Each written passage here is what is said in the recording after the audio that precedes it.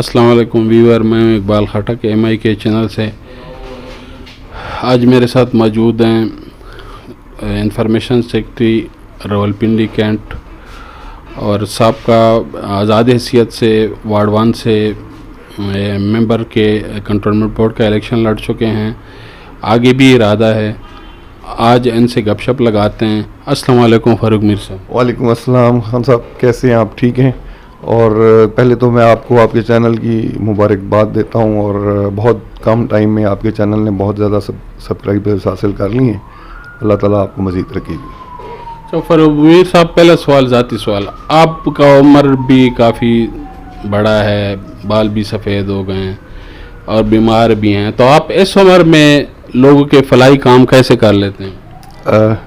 खटक साहब, असल में मेरी उम्र मेरी जो ज़ाहिरी पोजीशन है उसमें ज़्यादा लगती है। मेरी उम्र इस वक्त 50 साल है और मैं डायबिटिक पेशेंट हूँ, लेकिन अल्हम्दुलिल्लाह अल्लाह ताला ने बड़ी करम नवाजी कर रखी है मुझ पर और ये अल्लाह ताला की देन है। और रसूल करीम सल्लल्लाहु अलैहि वसल्लम का फरमान है कि लोगों के मामला तुम तक होना ये अल्लाह ताला की ख़ास करम नवाजी है। तो जो ये करम नवाजी कर रहा है वो ताकत भी देता है और उस ताकत के ज़रिए मैं लोगों के मसाइल को हल करने की कोशिश भी करता हूँ और वही है जो मेरी मदद करता है इन सारे मामलों में। अच्छा फ़ारूक मीर साहब, आपने वार्ड 1 का इलेक्शन लड़ा आज़ाद हैसियत से। ज़ाहिर बात है कोई पार्टियों ने भी आपको ऑफ़र किया। आज़ाद हैसियत से आपने कितना वोट लिया था वार्ड 1 से? जैसे कि खटक साहब आपको पता है कि मेरा एक तवील अरसा मेरी ज़िंदगी का एक बहुत बड़ा हिस्सा जो है वो पाकिस्तान पीपल्स पार्टी में गुजरा। 1987 से लेकर 2013 के इलेक्शंस तक।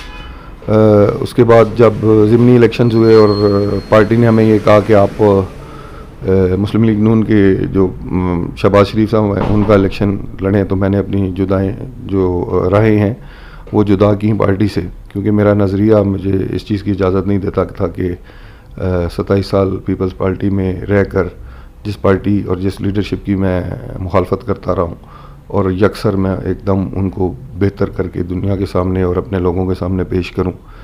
इंसान का एक ज़मीर होता है और उसके नज़रियात होते हैं और उन्हीं की वजह से वो अपने नज़रियात को करीब तर देख कर किसी पार्टी से एफिलिएटेड होता है और उसके साथ चलता है। और जब उसमें आपकी दराड़ आ जाए या इख्तलाफ पैदा हो जाए तो शायद पार्टी के साथ चलना मुश्किल हो जाता है। तो मैंने 2013 में वो पार्टी छोड़ी और 2015 तक, बल्कि 15 तक के इलेक्शन से पहले तक मैंने कोई पार्टी ज्वाइन नहीं की। और मैंने इससे पहले भी इंटरव्यू में बताया कि इमरान खान को ज्वाइन करने की वजह, सबसे बड़ी वजह ये थी कि जो इमरान खान का जो विजन था कि इस मुल्क को अपने पाँव पे खड़ा करना है, इसके लोगों को इज़्ज़त देनी है, इस मुल्क के पासपोर्ट की वैल्यू को बढ़ाना है और हमने अपने फ़ैसले खुद करने हैं, अपनी खर्चा पॉलिसी बनानी है और हमने अपनी मर्ज़ी से इस दुनिया में इस पाकिस्तान को लेके आगे चलना है, ना कि किसी के तसल्लुत और किसी की इजारादारी के नीचे रहकर। हम माज़रत के साथ आपकी बात काट रहा हूँ। मैंने वो थोड़ा आपसे पूछा वो इलेक्शन के वोटों के हवाले से, क्योंकि आपने आज़ाद हैसियत में वोट लिए थे, तो कितने सारे वोट थे और कैसे लोगों ने आपका सपोर्ट किया? जी, मैं खटक साहब उसी तरफ आ रहा था। ये बैकग्राउंड बताने की वजह ये थी कि मैंने आज़ाद इलेक्शन लड़ा क्यों। तो पार्टी पे भी लड़ सकता था, तो मुझे तकरीबन तमाम पार्टी से ऑफ़र थी कि आप हमारी तरफ से इलेक्शन लड़ें, लेकिन मैं सबको रिफ्यूज़ किया क्योंकि मैं ऑलरेडी अपने इलाके में, अपने इस एरिए में अपने दोस्तों के साथ कमिटमेंट कर चुका था कि हमने इस दफ़ा इलेक्शन आज़ाद लड़ना है। देखना है कि जो 27 साल लोगों की खिदमत की उसका मुझे रिज़ल्ट क्या मिलता है, क्या मैंने अपने आप को इसमें कामयाब पाया या नाकाम पाया। तो अल्हम्दुलिल्लाह बहुत अल्लाह की करम नवाजी हुई। मुझे मेरे इलाके में मुझसे इलेक्शन जीतने के लिए मेरी अपोजिशन, उस वक्त की जो गवर्नमेंट की पार्टी थी मुस्लिम लीग नून, उसको मेरी वार्ड को 3 दफ़ा तोड़ना पड़ा। मुझे पूरे MPA का इलेक्शन इन्होंने लड़ाया। पहले मुझे इलाहाबाद और चूड़ अड़पाल के जो हमारी कदीमी वार्ड थी उससे हटा के मुझे ट्रांजिट कैंप की तरफ फेंका गया कि वहाँ से जब उन्होंने देखा कि यहाँ भी इससे इलेक्शन जीतना मुश्किल है, तो फिर मेरी वार्ड का एक तीसरा हिस्सा, 1/3 हिस्सा जो है वो वार्ड जो है कोहिनूर मिल्स और उसके साथ लगा के वो मुझसे इलेक्शन जीते। उसके बावजूद अल्लाह ताला की और मेरे इलाके के लोगों की मुझ पर इतना बड़ा एहसान है कि 20 वार्ड्स जो कैंटोनमेंट बोर्ड की थी उनमें सबसे ज़्यादा वोट अगर किसी इंडिपेंडेंट कैंडिडेट की थी तो वो फारूक मीर की थी। और 20 वार्ड्स में से अगर कोई रनर अप था, बाकी हर जगह पे PTI रनर अप थी, सिर्फ ये वाहिद मेरा एक हल्का था वार्ड 1 उस वक्त की, जो अब वार्ड 2 है, कि जिसमें रनर अप मैं था और पीटीआई भी तीसरे नंबर पे थी।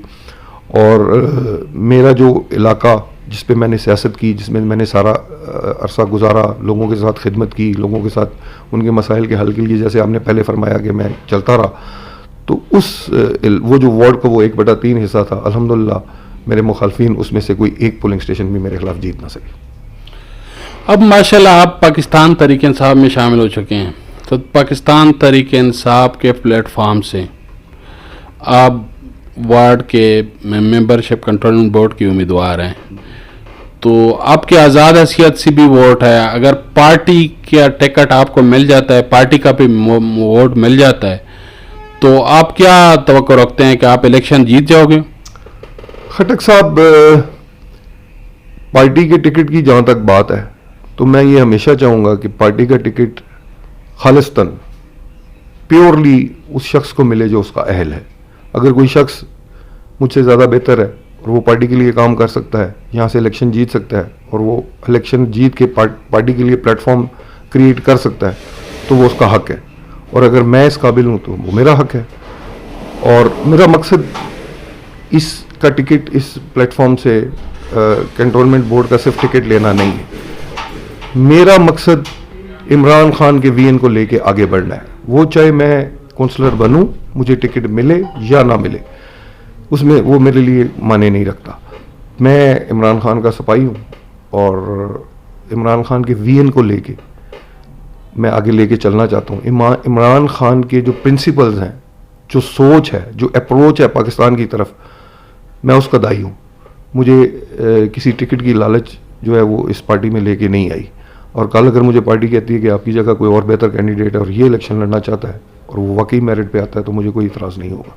लेकिन मुझे ये पता है कि अगर मैं पार्टी के टिकट से इलेक्शन लड़ता हूँ और इमरान खान का वीएन की मकबूलियत, और जिस तरह मैं लोगों की अपनी सारी ज़िंदगी, आज 50 साल मेरी एज हो गई है और मैं 13 साल की उम्र में पॉलिटिक्स में हूँ और तकरीबन आप इसको 37 साल पॉलिटिकल लाइफ कह सकते हैं, तो कुछ था तो लोगों ने मुझे उन मुस्लिम लीग नून की गवर्नमेंट होते हुए, उनके एमपीएज एमएनएज होते हुए, मशीनरी उनकी होते हुए, इतना तोड़ मोड़ करने के बावजूद अगर वो मेरे इलाके से मेरा इलेक्शन नहीं जीत सके, तो अल्लाह ताला की ये मुझ पर ख़ास मेहरबानी और लोगों का बहुत बड़ा एहसान। अच्छा फारूक मीर साहब, ये जो इलाका है मसलन कैंट का, इसमें मैं अक्सर देखता रहता हूँ, ख़ासकर ये चूड़ से आप चले जाएं, हमारा वार्ड 1 है, अवान टाउन का एरिया है, कासिमाबाद, ये सब वार्ड 10 है, डुक मुस्तकीम, ये इन इलाकों में कंटोनमेंट बोर्ड के सफाई का कोई बंदोबस्त नहीं है, क्योंकि आप कंटोनमेंट के मामलात बहुत करीब से देखे हैं, उनके पास मीटिंगों में रहे हैं, जाते रहे हैं, तो इनकी क्या वजह है कि सफाई के मामलात सही नहीं हो रहे हैं कंटोनमेंट की हदूद के? खटक साहब, इसमें मैं जो बेसिक इसकी वजह है वो शायद जिसको कोई नज़रअंदाज बहुत ज़्यादा कर दिया जाता है और इस पर किसी की नज़र भी नहीं है, वो सबसे बड़ी वजह ये है कि ये जो आप इलाका अवान टाउन और वेस्टेज वैली और कासमाबाद और कोहिनूर मिल्स जिनका आप जिक्र कर रहे हैं, ये बेसिकली डिस्प्यूटेड एरियाज़ हैं बिटवीन कैंटोनमेंट बोर्ड और कैपिटल अथॉरिटी के। इसका एक बहुत अरसे से केस चल रहा है। अब यहाँ पे जब देखिए, अगर आप किसी अथॉरिटी के नीचे हैं तो वो टैक्स कलेक्ट करती है, वो टैक्स कलेक्ट करती है और आपके ऊपर लगाती है। जब आप इस तरह के कंट्रोवर्शियल एरिया में होते हैं, तो जब आपसे टैक्स कलेक्शन किया जाता है तो लोग इस मामले को अपने लिए इस्तेमाल करते हैं कि जब कैंटोनमेंट वाले जाते हैं तो वो कहते हैं कि ये तो सीडीए का एरिया, हम टैक्स नहीं देते, और जब सीडीए वाले जाते हैं तो वो कहते हैं कैंटोनमेंट का एरिया, हम टैक्स नहीं देते। तो इस तरह उनकी कलेक्शन जो है वो इस एरिया से बहुत कम हो जाती है। और चूंकि वो एक अथॉरिटी है, वो देख रहे होते हैं कि कहाँ से, अब एक कैंटोनमेंट एक्ट में एक जो अमेंडमेंट आई हुई थी जिसमें कि जो रकम आप जिस इलाके से कलेक्ट करते हैं एज अ टैक्स, उसका हक उसी इलाके पे है। यानी अगर हमारे चूड़ के या कासमाबाद के इलाके से टैक्स किया जा रहा है कलेक्ट, तो उसको वेस्टेज का इलाके हकदार नहीं, वो उतनी अमाउंट के हकदार हैं जितना वेस्टेज से टैक्स अमाउंट कलेक्ट की जाती है। और ये एक जनरल प्रिंसिपल भी है और होना भी ऐसा ही चाहिए कि पैसे अगर ये इलाका दे रहा है तो वो दूसरे पे क्यों लगे, अगर वो इलाका दे रहा है तो वो इस पे क्यों लगे। तो ये एक बहुत बड़ा मसला है उसके अलावा जो कैंटोनमेंट में छोटे मोटे मामलात जो उसमें सीवरेज के मामलात हैं, पानी के मामलात हैं, वो तो बाकी इलाकों, सिर्फ इन इलाकों में, बाकी इलाकों में भी हैं। कुछ तो हमारे पास पानी की कमी है, जैसे जो हमारा शहर का इलाका है, मेट्रोपॉलिटन है या सिटी है, तो उनको पानी उनको डबल साइडेड मिल रहा है। उनको आपका पानी जो है वो सिमली डैम से भी आ रहा है, रावल डैम से भी उसकी सप्लाई है, और खानपुर का पानी भी उनको मिलता है। हमारे पास जो वाहिद जरिया पानी का है वो खानपुर का है। अब इस गवर्नमेंट के आने के स्टार्ट में एक नए प्रोजेक्ट की जो है वो तय हुए थे मामलात कि हम इसको कोई और सोर्स भी पानी की दें ताकि इसमें पानी के जो मसाइल हैं वो हल हो सकें। वो शुरू में तो उसकी जो फिजिबिलिटी थी वो भी बन चुकी थी। अब मुझे नहीं पता कि इस वक्त उसकी किस स्टेज पे है, चूँकि थोड़ा सा गैप है इन कुछ दिनों में। तो पानी का मसला बहुत बड़ा मसला है कैंट में, और ना सिर्फ इस वार्ड में, बाकी इलाकों में, और वो उसी सूरत में हल हो सकता है कि एक नई सोर्स पाकिस्तान को, इस कैंट के एरिए को जो एक नई पानी की सोर्स जो है वो फराहम की जाए। अच्छा, एक चीज़ मैं आपके साथ शेयर करना चाहता हूँ, चूँकि हमारे इलाके में अवान टाउन की हदूद में एक प्राइवेट कंपनी आई हुई है MBS, जो कि 200 रुपये पर घर पैसे की कलेक्शन करती है। वो गलियों में झाड़ू भी मारते हैं, घरों से कचरा भी कलेक्ट करते हैं, और फिर जो कंटोनमेंट के जगह हैं वहाँ पे वो ज़ाया करते हैं। तो आप चूँकि कंटोनमेंट कैंट के PTI की तंजीम के इंफॉर्मेशन सेक्रेटरी हैं, तो आपकी जब मीटिंग होती हैं तो आप बराए मेहरबानी इसकी दरख्वास्त करें ताकि पूरे कैंट में ये इस तरह के कोई निज़ाम बन जाए ताकि सफाई का अमल बेहतर हो सके। खान साहब, जो प्राइवेट कंपनी है वो किसी अथॉरिटी के इलाके में अपने से या बगैर इजाज़त के या अप्रूवल के वो ऑपरेट नहीं कर सकती। मेरे ख्याल में अगर कोई ऐसी चीज़ है जो मेरे इल्म में नहीं है, क्योंकि अब आपने बताया तो ज़रूर वहाँ पे ऑपरेट कर रही होगी, तो वो शायद उन्होंने कैंटोनमेंट के साथ कोई ना कोई एग्रीमेंट किया होगा, और अगर किया है तो इंशाल्लाह वो मामला जो हैं वो सिर्फ किसी एक वार्ड के लिए नहीं होंगे, वो बल्कि पूरे कैंट के लिए होंगे। वो एक ट्रायल बेसिस पे शायद एक इलाका उनको दिया गया हो कि आप यहाँ पे ऑपरेट शुरू करें, उनको कुछ टाइम पीरियड दिया हो कि इस टाइम में हम देखेंगे कि आपका जॉब कैसी है, वर्क कैसी है, तो फिर हम आपको फुल एग्रीमेंट के अंदर पूरे कैंटोनमेंट में ऑपरेट करने की इजाज़त देंगे। तो आपने अच्छा किया कि ये मेरे इल्म में नहीं था, और ये शायद इन्हीं दिनों में कुछ मामलात हुए हैं। तो मैं इंशाल्लाह अगली मीटिंग में जब भी मेरी कैंटोनमेंट के जो अफसरान हैं उनसे बैठता हूँ और उनसे बातचीत होती है, तो मैं इस बारे में ज़रूर उनसे लूँगा कि उनसे पूछूँगा कि क्या ऐसी कंपनी आप पूरे कैंट में भी मुतारिफ़ करवा रहे हैं या सिर्फ किसी एक इलाके के लिए। ये तो टोटली इस टाइम जो वहाँ पे चल रहा है वो प्राइवेट और पे चल रहा है। तो मैं और आपके जो PTI के सदर है उससे भी मेरी बात हुई थी, अगर इस तरह आप वार्डो लेवल पे इसका काम शुरू किया जाए तो सरकारी से ये ज़्यादा बेहतर होगा। जी खटक साहब, मैं यही कह रहा हूँ कि किसी भी, देखिए, कैंटोनमेंट बोर्ड एक अथॉरिटी है। आप जब घर बनाते हैं तो प्लान बनाते हैं, उसका नक्शा बनाते हैं, तो फिर हालांकि जगह आपकी मलकियत है, लेकिन उसके बावजूद आप नक्शा बना के घर बनाते हैं। क्यों?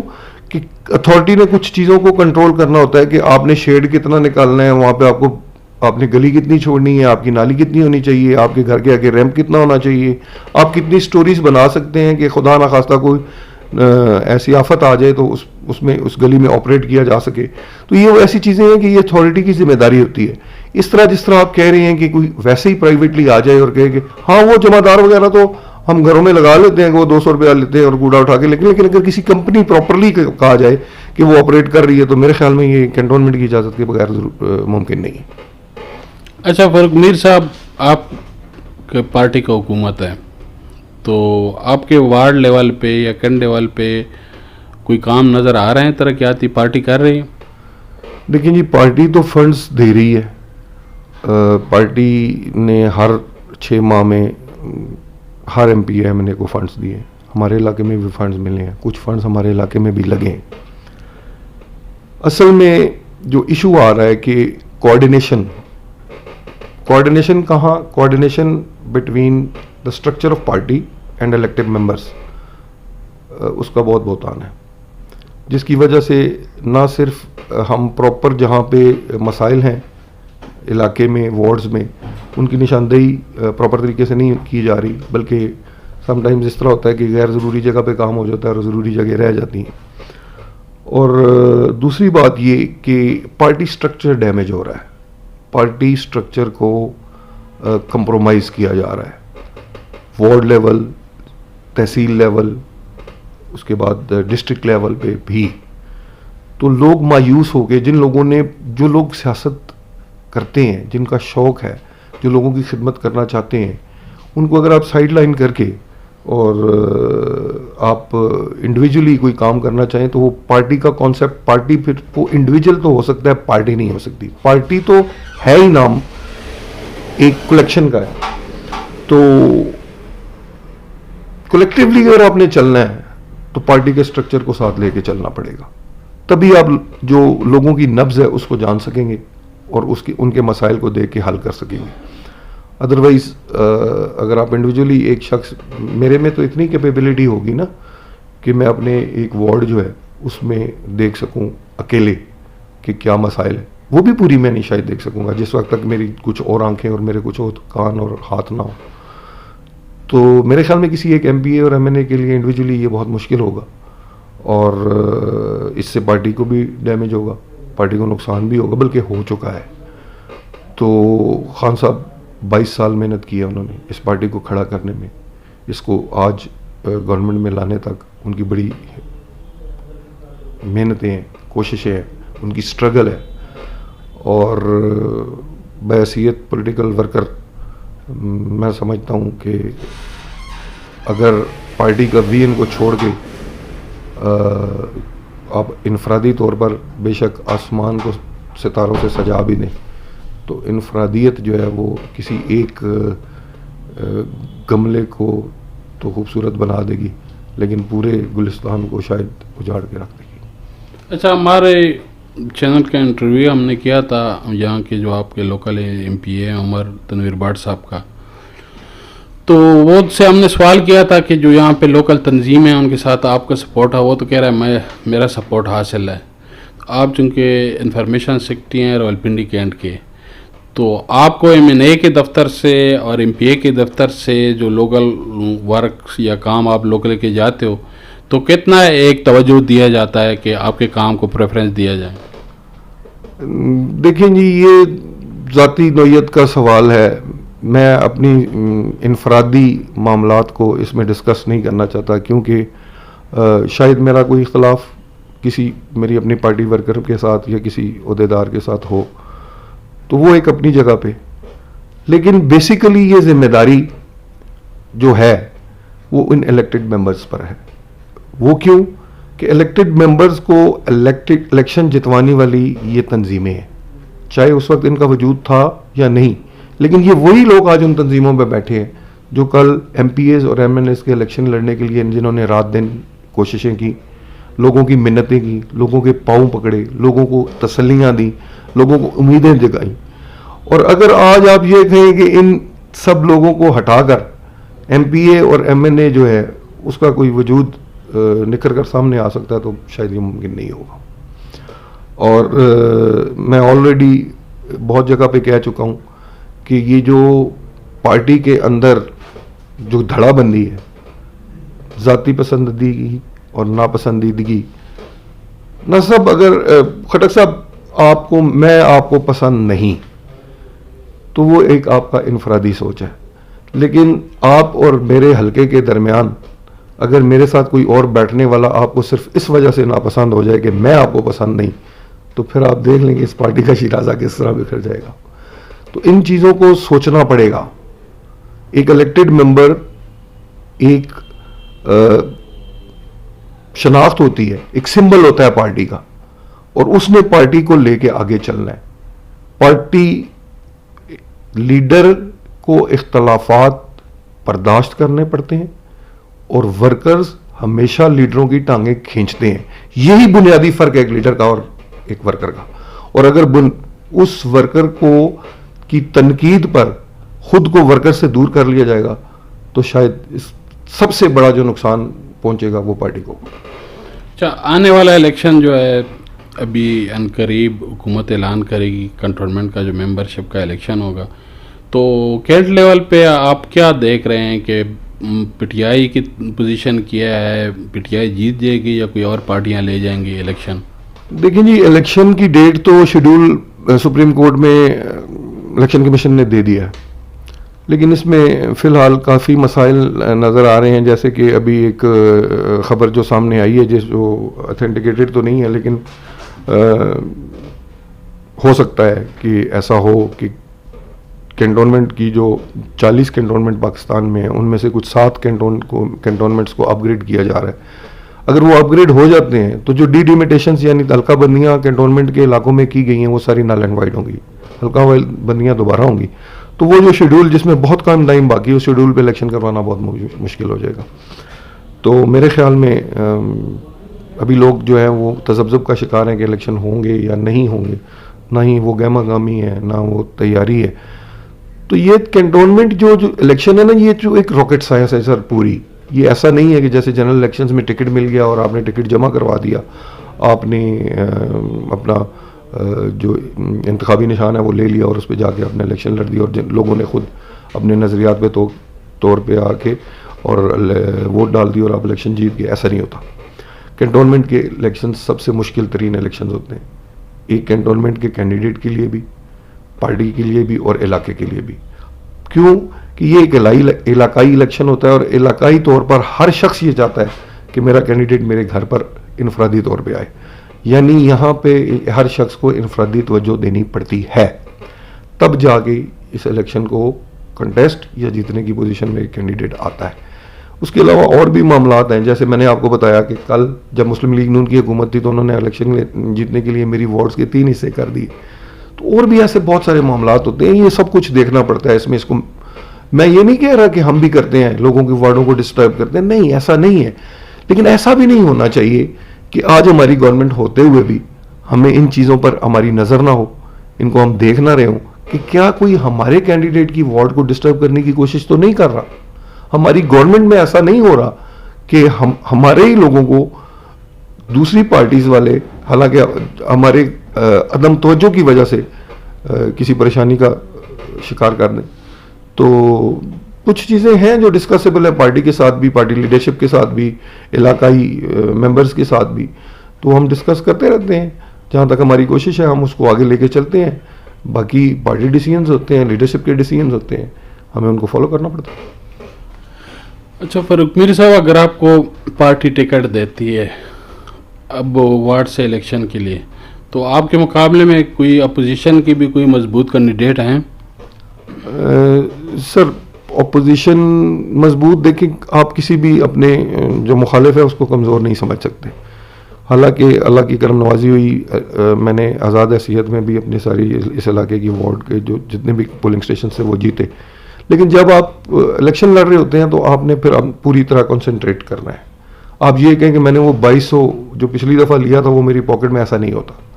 मैंने आपको पहले भी बताया कि ये इलेक्शन इनफरादी शख्सियत और पार्टी का जो है वो इम्तिजाज है, और ये दोनों मिल के अगर एक मजबूत कैंडिडेट होगा और फिर पार्टी के साथ पार्टी की लीडरशिप भी उसके बैक पे खड़ी होगी और वो जो लोगों का वीएन है पार्टी लीडर का, वो उसके साथ कंपाइल करेगा, तो फिर जाके ये इलेक्शन बनते हैं। अदरवाइज़ आप जितने बड़े मर्जी स्ट्रॉन्ग हो, जितनी बड़ी मर्जी है पार्टी हो, तो फिर अगर आप उसको लीनियंट ले लेते हैं तो यहाँ पे तो चूँकि इलाकाई इलेक्शन है तो इलाकाई तौर पर लोग शायद इसको इस तरह ले लेते हैं कि अच्छा मेरे पास नहीं आया तो मुझे इनफरादी तौर पे नहीं जानता, तो मुझे इसकी तरफ जाने की ज़रूरत नहीं। अच्छा फारूक मीर साहब, आखिरी सवाल ये है कि अल्लाह करे कि पाकिस्तान ये जल्द से जल्द मेंबरशिप कंटोनमेंट बोर्ड के इलेक्शन हो ताकि लोग के मसाइल हल सकें, और अल्लाह करे कि आपको टिकट मिले और हम आपके साथ गपशप लगाएं। बहुत बहुत शुक्रिया। बहुत शुक्रिया जी खटक साहब, और मैं फिर एक दफ़ा मुबारकबाद देता हूँ आपके इस चैनल की, और मेरी नेक तमन्नाएं आपके साथ।